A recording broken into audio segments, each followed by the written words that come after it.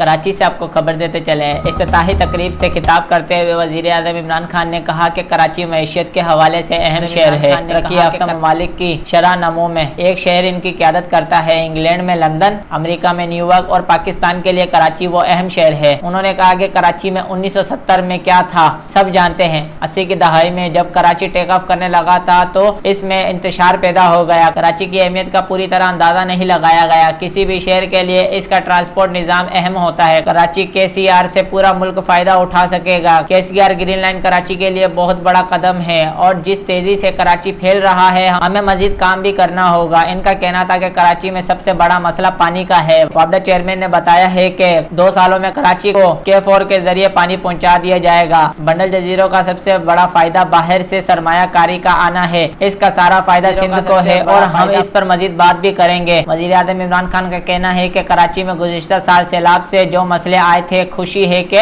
ان پر کام کا آغاز ہو گیا ہے۔ 3 اہم نالوں کا کام بھی ہو گیا ہے۔ سیاسی اختلافات کے باوجود کراچی کے مسائل کے حل کے لیے وفاقی اور صوبائی حکومت کو مل کر چلنا ہوگا۔ تقریب میں وزیر اعلیٰ سندھ مراد علی شاہ، گورنر سندھ عمران اسماعیل، وفاقی وزیر اطلاعات و نشریات فواد چودھری، وفاقی وزیر برائے بحری امور علی زیدی اور وفاقی وزیر ریلوے اعظم خان سواتی بھی وزیر اعظم عمران خان کے ہمراہ تھے۔ مزید خبروں اور تفصیلات کے لیے وزٹ کریں ہماری ویب سائٹ www.awami newshd.com۔